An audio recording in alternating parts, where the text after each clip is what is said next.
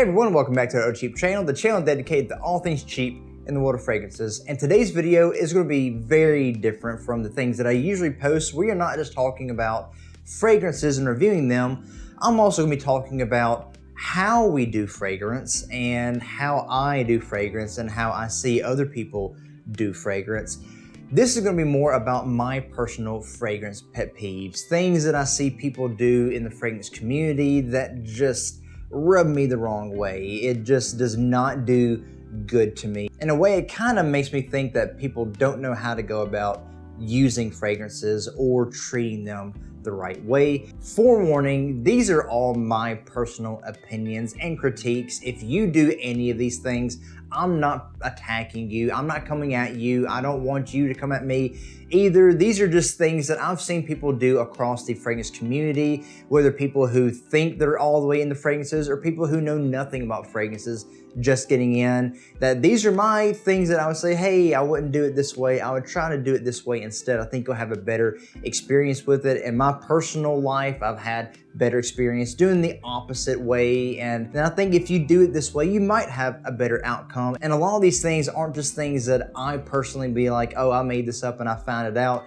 These are things that I found are pretty common practices in the fragrance community on the bad side and the good side that I've even seen people who've been in fragrances for years talk about. Don't do it this way because you might have a bad experience with it or you might be doing it wrong. And I've seen perfumers talk about it's better to do it this way because this is how fragrance reacts on your skin and how it breaks down and all of that. So I'm just taking all of that knowledge of things that I've watched, things that I've personally experienced, seen other people talk about, and just putting it all together for you and giving you my layout of what I don't like. And like I said, these are my pet peeves, so when I see someone do it, it kind of makes me cringe a little bit. But let's go ahead and get into it. To help demonstrate these pet peeves, I'll be using my good friend Caleb. Here's Caleb. Say hello, Caleb. Caleb will be demonstrating these pet peeves and I will follow up by giving my critique on it and why I don't like it. So let's go ahead and get into the first one.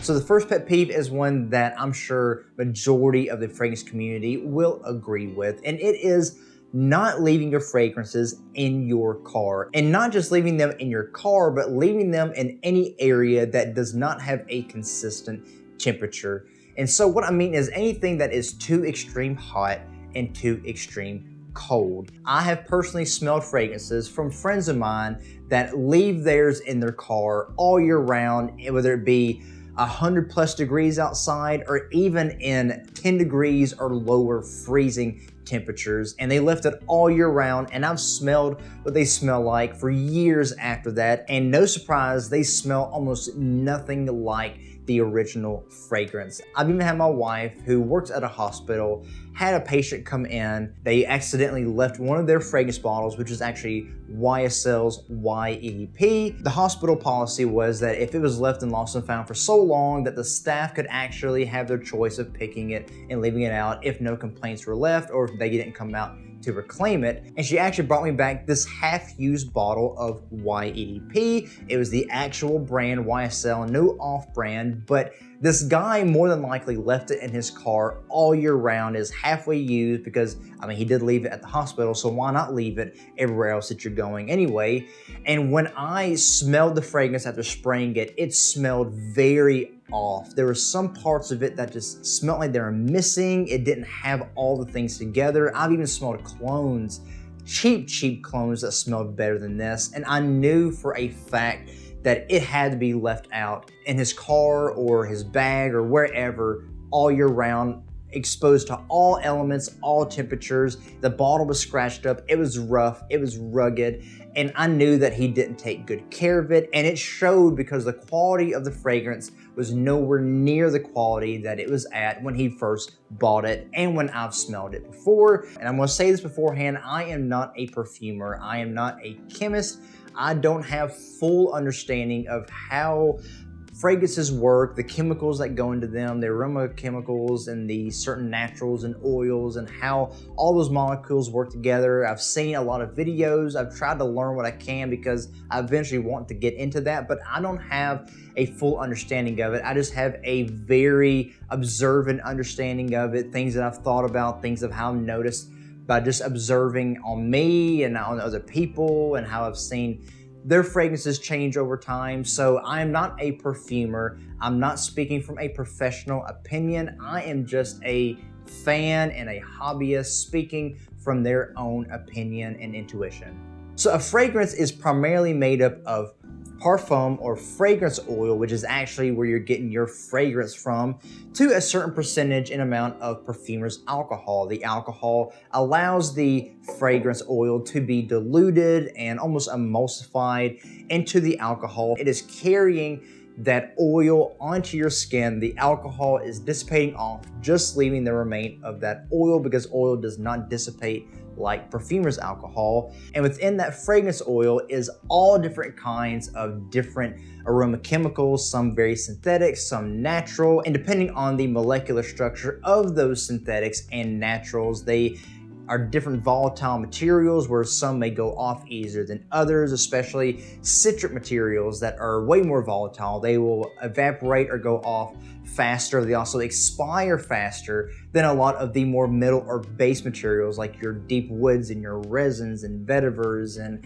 certain amber and vanillas and things like that, that are way more thick, way more concentrated. Certain musks, certain fixatives are more thick. And so if you leave a fragrance in extreme temperatures, whether it be very high or very low, it can alter the expiration dates of those different oils and of those different kind of aroma chemicals. And some things can go off faster than others, especially citruses. And I've heard stories of people having certain fragrances for years, and maybe there was a break in the bottle, or they didn't have a good cap, or the atomizer was broken, and it allowed the fragrance to leak through the tube over time, and those citruses actually expired, making the fragrance smell off or not full like it once was. And because perfumer's alcohol is like any other alcohol, it dissipates very quickly, leaving your fragrance in a very hot car or environment will cause that perfumer's alcohol to go off faster. It will push it out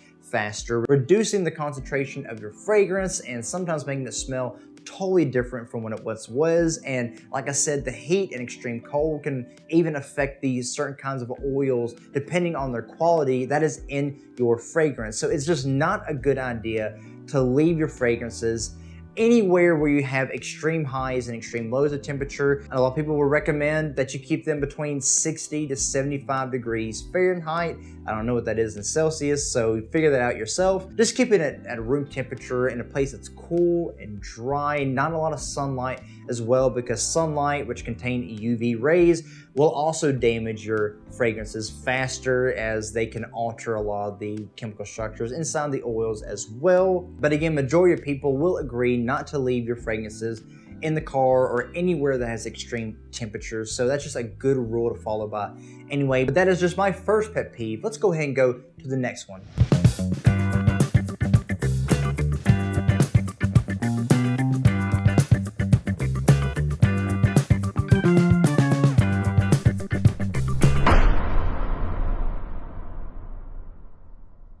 The second pet peeve, spraying too close to the skin. I know now we're probably getting to the ones that's gonna be stepping a lot of people's toes. Again, I'm not coming after you. This is just a thing that irks me in some weird way, is spraying way too close to the skin right there at it. And the bad thing is, I've seen workers at Belk or Dillard's or any of those other kind of retail stores, when they're giving a sample for you to smell, they will take the sample strip and they will be right at it and just spray it so close and just drench the thing. And I don't really know what they're trying to accomplish. I think they think that it gets more of the fragrance onto your skin, and that somehow spraying that close and puddling up all that fragrance somehow makes it more concentrated. But that's not the thing, because your fragrance is already pre-concentrated. If it's an eau de toilette, it's more than likely a 10 to 15% oil to perfumer's alcohol. If it's an eau de parfum, it's like 20 to 25%. If it's a parfum,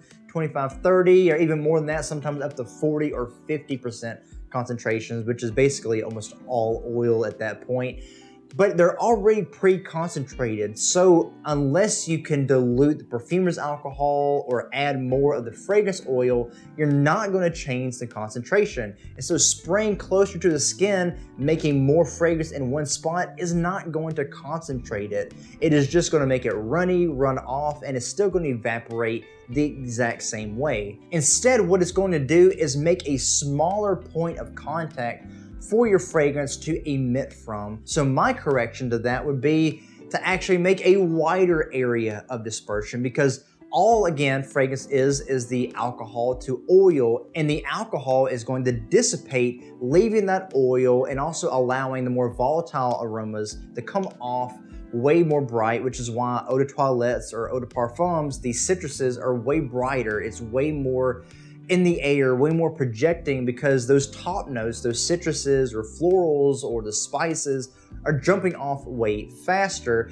And so if you spray and make a wider space, more dispersal, you're going to get a louder projection most of the time. So what I like to do is when I get a fragrance, I test the atomizer, see what the widest point of the puff is, if you want to say that, go right before that and use that to spray more across my skin where I have a wider space. Because if I just spray right here at it and I just make a small dot of fragrance, it's just going to emit from that small dot. But if I spray wider over more areas of skin or more areas of clothes, it's going to have a wider point of dispersal. But that's just my logic on this, and that's how I see it. Plus, when you're spraying that close, you're just going to soak that one spot, and it's going to drip all down your hand or all down your neck, or it's just going to make a small wet spot on your clothes. And like when those perfume bar workers have their test strips and they're spraying it so close and soaking it, all you're going to get is the alcohol for that first little bit, and it's just going to soak the paper. It's not concentrating it. It's not going to make it stay any longer. It's not going to make it more concentrated or change the fragrance. It's just going to be more fragrance in one spot. So that's just my take on it. I don't see the point in it. I don't think it helps out in any way. Just spray your fragrance that helps it have the most spread and disperse so that it can come off your skin and off your body evenly. And with that out of the way, let's go ahead and get into the third pet peeve.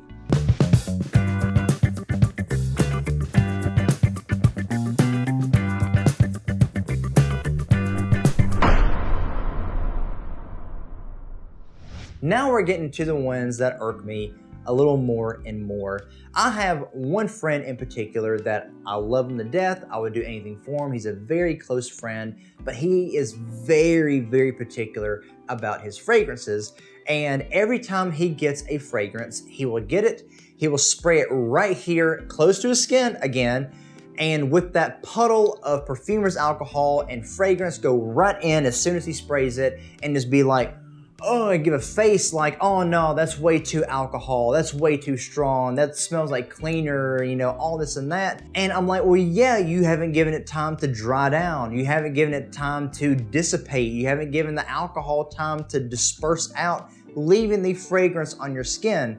So my main pet peeve is people who aren't patient and who don't understand the construction of it, and they'll spray up fragrances all over and then be like, oh, it smells like alcohol. This is nothing but alcohol. Well, yeah, that's mainly what this is made out of. It is a bottle of alcohol with fragrance oil in it. So majority of it is alcohol, but that is meant to be the carrier to help bring it onto your skin without damaging clothes or skin. And so my thing is just, I'll tell people when I spray it on a test strip or when I spray it on their skin to maybe waft it, help the alcohol dissipate, give it time, and then go in for a sniff. Now, I do understand that cheaper fragrances may not have the best aroma chemicals in them. They may be more synthetic, so that doesn't help play into the quality factor on top of smelling the alcohol. But now there are some cheapies that are blended way better. They are way smoother, and so even when you first spray it on, you can immediately go in for a sniff, and you're not going to get that alcoholic tinge to it. You're going to get immediate fragrance, and those are really nice, and some of them are coming to be more popular, but also some of them are more far and in between. But more cheap fragrances like this Crema one here have more alcohol. It's an eau de toilette and maybe even a lesser concentration of it. And so if I was to spray this on and immediately go in for a sniff, all I would get is alcohol and barely any fragrance. But if I was to let it dry down, give it just a few seconds, and then go in, I would get more of the fragrance. So I would say if you are spraying fragrances or you have a friend who does the same thing and you immediately just smell the alcohol and it turns you off to it, just be safe with any fragrance. Spray it, give it a few seconds to dissipate, and then go in for a sniff.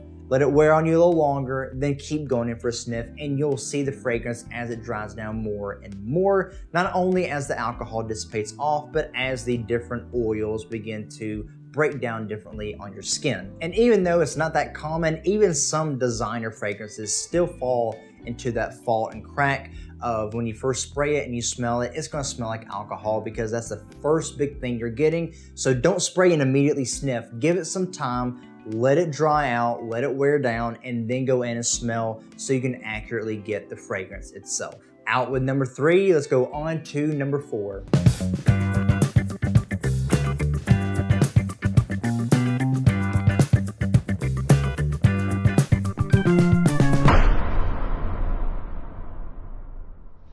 And now here it comes.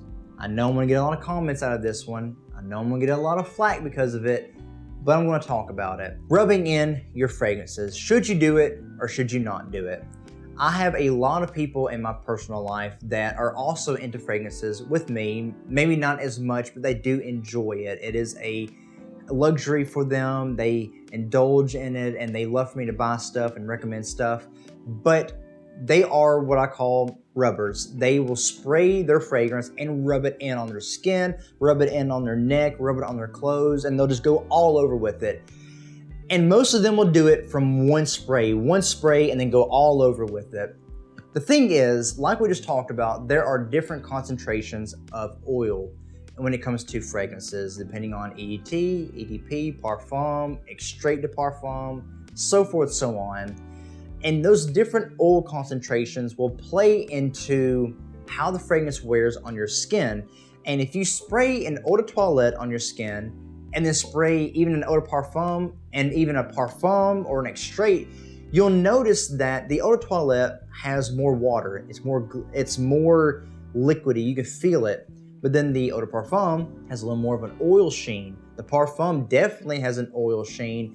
And the extrait should be like straight oil, like you just got olive oil and rubbed it on you. And yes, there are like oil carriers like coconut oil or soybean oil that are in roller balls that you apply to you. Those are a little more messy and they stay on longer because of the oil. So I prefer the more traditional fragrances that are carried in perfumer's alcohol. But with the higher oil concentration, more than likely will give you more staying power because it's more oil, which also means it will stay on your skin and it can also smear on your skin more. So the rubbing part, I can see more if you had an oil carrier or a higher concentration of a fragrance where you can actually see the oil, it can blend in better. Maybe you'd have to rub it in to kind of keep it from puddling up on your clothes or skin. But eau de toilettes, and I would even say eau de parfums, definitely unnecessary on rubbing them in. And I would still say overall unnecessary. The reason is, you have a set concentration, a set amount of oil in each bottle, which means a set amount of oil in each spray. And if you were to spray that one spray here and leave it, it would dissipate a certain amount on there. The oil would break down a certain amount of time, a certain way in that one spot from that one spray. But if you were to take that spot and then spread that spot out and thin out that oil over your body, over your arms, or over your neck, it would really thin out the fragrance when you're taking one spray and trying to apply it over your whole body. It really stretches out that one spray, making it thinner and thinner. And the thinner you go on applying that one spray, it's not gonna smell like the same fragrance after a while because that oil is getting spread out, making it thinner applying it thinner, and it's not going to break down the same way as it would from one spray, because fragrances are structured and balanced out based off of the amount that they give out on a spray. So perfumers are going to dilute a certain amount in alcohol, dip their tester strips, smell it, then they're going to dilute it even more to the concentration they need, and they're going to spray it on their skin and test it out. So it's going to be based off of those sprays. And so when you take that and you try to thin that out, you're not going to get the full essence of the fragrance, especially with how it was originally intended to be applied. Again, higher oil concentrations may yield different results and may be more lenient toward that, but if you're wanting a fragrance that you can just spread out like an oil, I would just get an oil carrier instead, like a roller ball or something like that. Otherwise, wherever you want the fragrance to be, just spray it. If you want it on your whole arm, just spray it on your whole arm. If you want it on your neck and the side of your neck and your head and wherever, just spray it on your neck and on your head. Don't try to thin it out and budget it by doing 1 or 2 sprays and then spreading that across your whole body, especially on lower concentrations like this one. And the plus side is you'll get way better performance, better projection, better longevity if you just don't rub it in and thin that out. All right, we're almost at the end. Roughly got through number 4. Let's go ahead and go to the last one, number 5.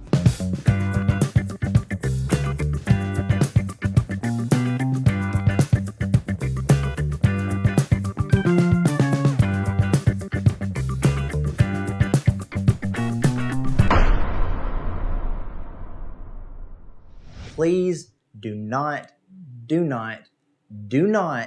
spray in the cap. You don't have to. There's no need in it. Just use your body or use a test strip. This is something that's even been made popular by Jeremy Fragrance, where he'll get a fragrance in, unbox it on camera, spray it in the cap, put the cap back on, take the cap off, and then smell the atomizer when you could have just sprayed it on yourself. And he's even done the same thing at stores. He'll take the tester bottle, and if it had a cap, he'd spray it in the cap, or he'd spray it on the table or whatever. I don't know, probably. I just don't see the point in doing it. It does way more harm than good to spray your fragrances in the cap. And this is what I mean. When you spray your fragrance into the cap and it pulls down in the bottom, remember that fragrance is made of what? Perfumer's alcohol and oil. So the majority of it is the perfumer's alcohol.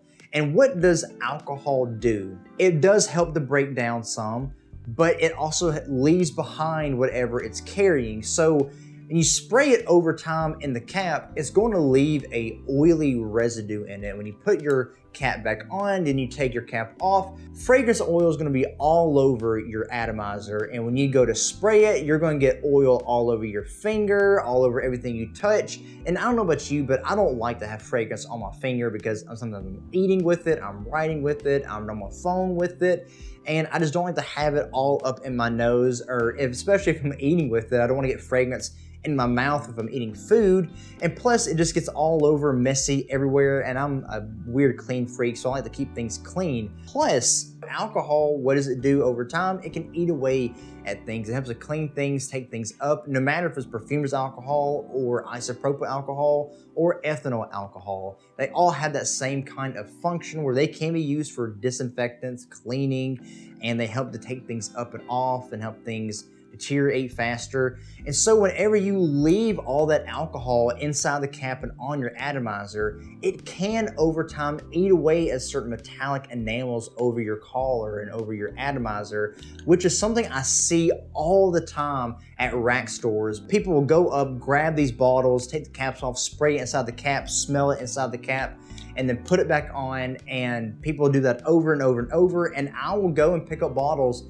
take the cap off, and there's just flakes of silver everywhere. And of course that does depend on the quality and make of the collar and atomizer, whether the company skimps out on it or not. But some things, because it is cheaper to produce and make, even for certain designer stuff, it's quicker and easier just to make a metallic enamel, and that alcohol and those oils that can also eat away at stuff will eat at it over time and just cause things to flake away and just look bad and messy and just not appealing at all. And another thing is it plays into number 2 and number 3 pet peeve, which is you spray up close and inside this little cap and it's gonna pull up alcohol. And so when you spray inside this cap and you pull up this alcohol and you go in and you sniff, what are you gonna smell more of first? You're gonna smell the perfumer's alcohol in here. You're not gonna get the fragrance. And because it is pulled in there, it's not gonna be able to dissipate and evaporate quick enough for you to actually smell the fragrance and how the oils are supposed to break down. Because on the inside of the caps, most of the time are gonna be plastic so that it can be more protected and keep the seal of the collar more. And so it's not going to absorb the fragrance oil the same way that your skin would.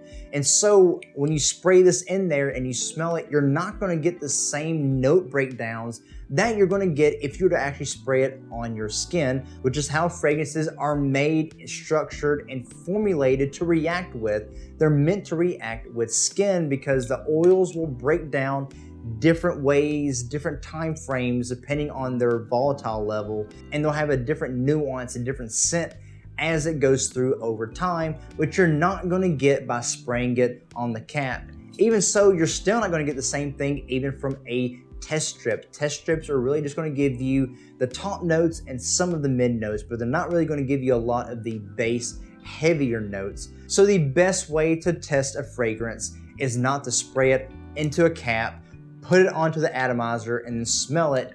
It is to just spray it on your skin if you want the most accurate. Yes, you can smell the atomizer because it will still have some of it inside the atomizer, and that'll give you a little bit of the top and mid note, the same as if it was on a test strip, but spraying it on skin is the best way, or even on clothes if you don't want to spray it on skin, just not the cap. Again, doing more harm than good. You're going to ruin your cap, you're gonna ruin your atomizer and collar, it's gonna eat it away over time, it's gonna get all over your finger, all over the top of the bottle, sometimes even drip down the bottle, and you're not gonna get the most accurate scent by smelling it inside the cap.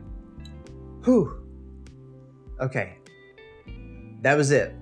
That is my 5 pet peeves of fragrances. I hope that I didn't offend any of you. I hope I didn't hurt any of your feelings. This is not what this was meant to be. This is just meant to be a rant video in a sort of ways, and maybe even just a video to maybe help you think about things differently, you know, something to maybe cause controversy or stir up some things, you know, to get people talking and maybe even to get some out of you of your own pet peeves. This is not meant to expose you or to come at you or do anything like that. These are just some things that I noticed that new and even experienced fragrance hobbyists do, and that they personally just don't vibe with me. They don't give me a good feeling, and I just want to walk over and be like, hey, don't do that, please. Stop it. Get some help. I just want to do this video for fun, for kicks, but if you're doing these things and you want to keep doing them and you stand by it, then by all means, you go ahead and do it. Live your best life to the fullest, enjoy it. I'm not here to tell you how to live your life and how to do all this. Again, it's just me talking and ranting to you. But hopefully it does give you some things to think about, maybe even a conversation starter, some things we could talk about in the comments below. Please be gentle, don't come after me, you know, all sorts of nonsense, being like, oh, I can't believe you said that. I've been in fragrances for 20 years doing it like this. That's great and wonderful, that's fantastic. It's not that deep, it's not that serious, even though I do wish some people would change their ways. But I just hope you enjoyed the video and took something away from it. If you have any kind of experiences like this or any kind of pet peeves or icks that you have, please let me know in the comments below, or even things that you've seen people do that you're like, I've never seen anyone do this before. It's just weird and way out there. I would love to hear about it. Please let me know. And if you're watching this video and you're not subscribed to the channel, and maybe you're offended or maybe you're not, but either way, I would love for you to be a part of the channel. So please consider subscribing and showing some support. There's a lot of other videos that are different and better than this one that maybe you would enjoy instead. And so I would love for you to be along with me and come along, and maybe I can help you discover something new along the way. And as usual, guys, that's all I have for today's video. I hope you enjoyed it. Thank you again for being here right along with me. I will see all of you again in the next video. Be blessed.